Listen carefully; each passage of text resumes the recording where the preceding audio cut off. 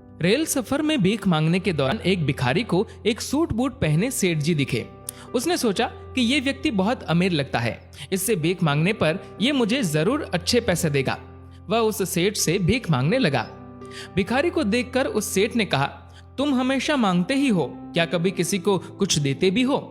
भिखारी बोला, साहब मैं तो भिखारी हूँ, हमेशा लोगों से मांगता ही रहता हूँ, मेरी इतनी औकात कहाँ कि किसी को कुछ दे सकूं। सेठ जी बोले, जब किसी को कुछ दे नहीं सकते तो तुम्हें मांगने का भी कोई हक नहीं है। मैं एक व्यापारी हूँ और लेन देन में ही विश्वास करता हूँ। अगर तुम्हारे पास मुझे कुछ देने को हो तभी मैं तुम्हें बदले में कुछ दे सकता हूँ। तभी वह स्टेशन आ गया जहां पर उस सेठ को उतरना था। वह ट्रेन से उतरा और चला गया। इधर भिखारी सेठ की कही गई बात के बारे में सोचने लगा। सेठ के द्वारा कही गई बात उस भिखारी के दिल में उतर गई। वह सोचने लगा कि शायद मुझे भीख में अधिक पैसा इसीलिए नहीं मिलता क्योंकि मैं उसके बदले में किसी को कुछ दे नहीं पाता हूँ। लेकिन मैं तो भिखारी हूँ, किसी को कुछ देने के लायक भी नहीं हूँ। लेकिन कब तक मैं लोगों को बिना कुछ दिए केवल मांगता ही रहूंगा? बहुत सोचने के बाद भिखारी ने निर्णय किया कि जो भी व्यक्ति उसे भीख देगा तो उसके बदले में वह भी उस व्यक्ति को कुछ न कुछ जरूर देगा। लेकिन अब उसके दिमाग में यह प्रश्न चल रहा था कि वह खुद भिखारी है तो भीख के बदले में वह दूसरों को क्या दे सकता है। इस बात को सोचते हुए दिन गुजर गया, लेकिन उसे अपने प्रश्न का कोई उत्तर नहीं मिला। दूसरे दिन जब वह स्टेशन के पास बैठा हुआ था तभी उसकी नजर कुछ फूलों पर पड़ी जो स्टेशन के आसपास के पौधों पर खिल रहे थे। उसने सोचा, क्यों न मैं लोगों को भीख के बदले कुछ फूल दे दिया करूं। उसको अपना यह विचार अच्छा लगा और उसने वहां से कुछ फूल तोड़ लिए और वह ट्रेन में भीख मांगने पहुंचा।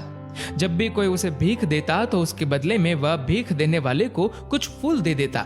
उन फूलों को लेकर वह लोग खुश होकर अपने पास रख लेते। अब भिखारी रोज फूल तोड़ता और भीख के बदले में उन फूलों को लोगों में बांट दिया करता। कुछ ही दिनों में उसने महसूस किया कि अब उसे बहुत अधिक लोग भीख देने लगे हैं। वह स्टेशन के पास के सभी फूलों को तोड़ लाता।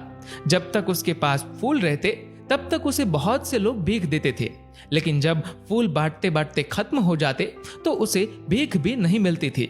अब रोज ऐसा ही चलता रहता था।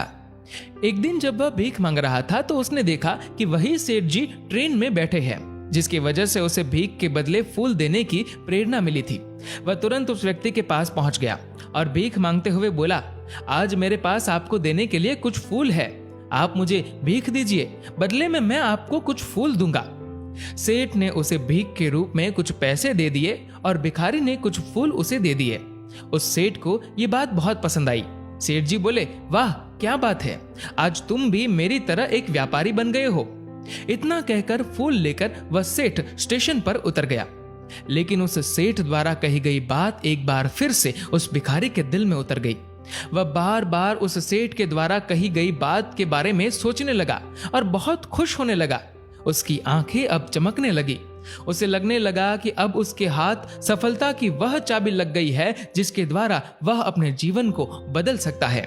वह तुरंत ट्रेन से नीचे उतरा और उत्साहित होकर बहुत तेज आवाज में ऊपर आसमान की ओर देखकर बोला, मैं भिखारी नहीं हूं, मैं तो एक व्यापारी हूं।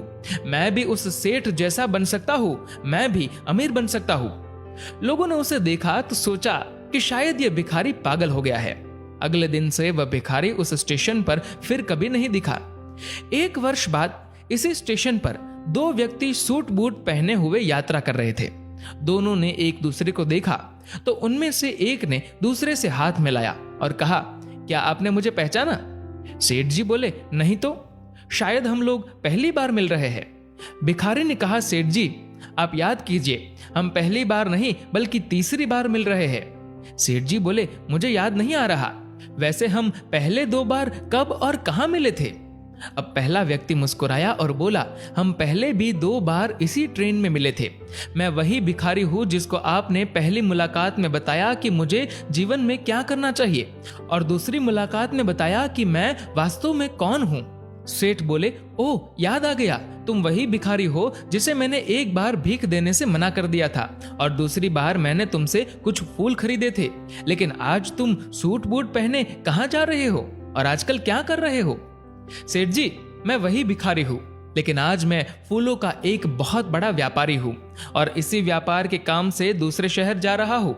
आपने मुझे पहली मुलाकात में प्रकृति का नियम बताया था, जिसके अनुसार हमें तभी कुछ मिलता है जब हम दूसरों को कुछ देते हैं। लेन देन का यह नियम वास्तव में काम करता है। मैंने ये बहुत अच्छी तरह महसूस किया है, लेकिन मैं खुद को हमेशा भिखारी ही समझता रहा। इससे ऊपर उठकर मैंने कभी सोचा ही नहीं। और जब आपसे मेरी दूसरी मुलाकात हुई, तब आपने मुझे बताया कि मैं एक व्यापारी बन चुका हूँ। अब मैं समझ चुका था कि मैं वास्तव में एक भिखारी नहीं बल्कि व्यापारी बन चुका हूँ। मैंने समझ लिया था कि लोग मुझे इतनी भीख क्यों दे रहे हैं, क्योंकि वह मुझे भीख नहीं दे रहे थे बल्कि उन फूलों का मूल्य चुका रहे थे।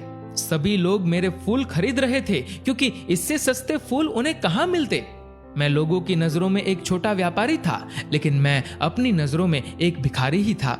आपके बताने पर मुझे समझ आ गया कि मैं एक छोटा व्यापारी हूँ। मैंने ट्रेन में फूल बांटने से जो पैसे इकट्ठे किए थे, उनसे बहुत से फूल खरीदे और फूलों का व्यापारी बन गया। यहाँ के लोगों को फूल बहुत पसंद है और उनकी इसी पसंद ने मुझे आज फूलों का एक बहुत बड़ा व्यापारी बना दिया। स्टेशन आने पर दोनों साथ उतरे और अपने अपने व्यापार की बात करते हुए आगे बढ़ गए।